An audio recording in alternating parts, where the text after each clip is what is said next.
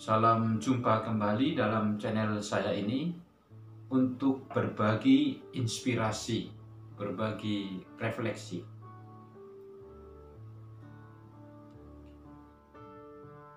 Pada kesempatan ini saya mau berbagi tentang sebuah tema yang sangat menarik, yaitu mengapa ada kesepian. Banyak orang mengalami kesepian dalam hidupnya. Dan kesepian ini berlarut-larut hingga kemudian mendatangkan sebuah pengalaman trauma, pengalaman stres, pengalaman depresi. Bahkan ada banyak orang akhirnya jatuh pada bunuh diri berawal dari kesepian. Lalu, mengapa ada kesepian? Dari mana datangnya kesepian?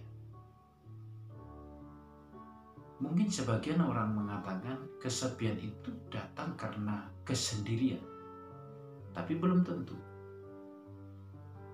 Kesepian tidak datang dari kesendirian. Sendiri tidak membuatmu langsung merasa kesepian.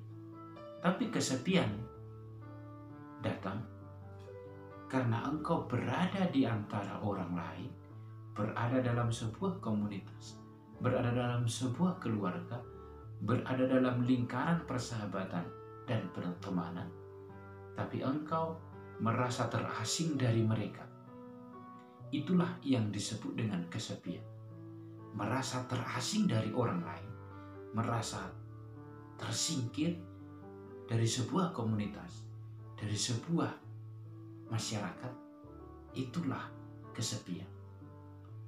Karena itu, kesepian itu merupakan pengalaman yang sangat subjektif. Merasa tidak diperhatikan, merasa diasingkan, merasa tidak dihargai, merasa tidak dihormati, merasa tidak berguna, merasa tidak dicintai, merasa tidak diakui keberadaannya. Semuanya ini merupakan pengalaman subjektif, bukan pengalaman objektif. Kalau Anda pernah mengalami kesepian, Anda akan kurang gairah menjalani kehidupan, kurang semangat untuk melakukan apapun. Bahkan seakan-akan hidup ini tidak punya arti lagi.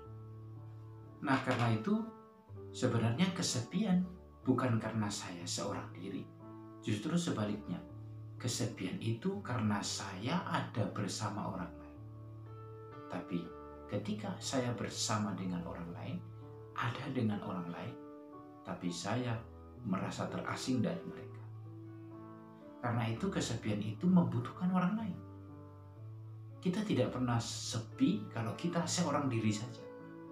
Tapi sebaliknya, kita menjadi kesepian karena kita berada dalam satu persahabatan dengan orang lain, berada dalam satu komunitas, berada dalam satu lingkaran keluarga, tapi kita merasa kita terasing dari mereka. Itulah kesepian.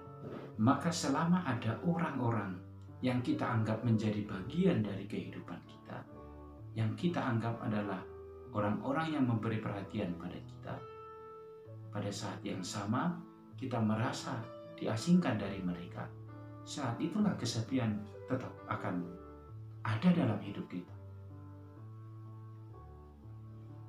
Maka seseorang bisa merasa kesepian meskipun dia berada di tengah keramaian.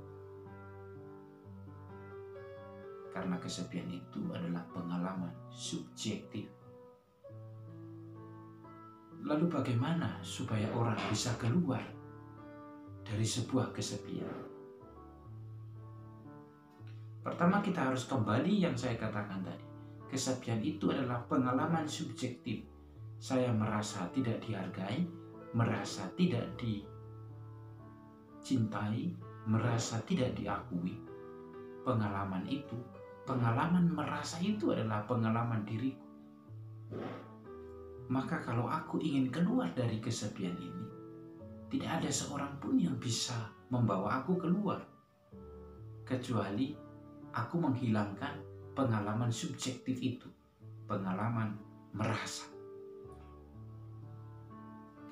Persoalannya, ketika orang berada dalam kesepian, murni ada pada diri kita sendiri untuk keluar dari situ.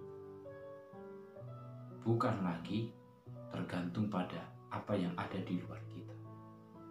Maka kalau seseorang menuntut dari luar untuk membawa dia keluar dari kesepian, sampai kapanpun rasa sepi akan tetap menghantui.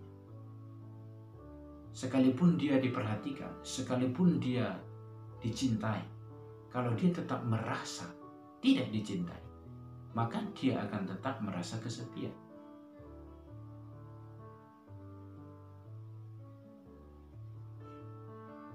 Tapi kalau seseorang berusaha mengubah pikirannya, mengubah perasaannya, bahwa saya diperhatikan, bahwa saya tetap berharga, bahwa saya tetap berguna, maka dia tidak akan pernah masuk dalam jerat kesepian. Untuk bisa keluar dari pengalaman kesepian, itu tidak tergantung dari apa yang ada di luar diri kita, tapi murni tergantung dari apa yang ada di dalam diri kita. Kalau kita tetap merasa tidak dihargai, kalau kita tetap merasa ditinggalkan, kalau kita tetap merasa tidak bermanfaat, sampai kapanpun, entah bagaimanapun yang ada di luar diri kita, kita akan tetap merasa kesepian. Karena itu, orang yang selalu dalam kesepian, dia tidak sadar bahwa dia dibelenggu oleh perasaan. Padahal kenyataannya tidak selalu demikian. Semoga inspirasi ini berguna bagi kita. Sampai jumpa di lain kesempatan. Tuhan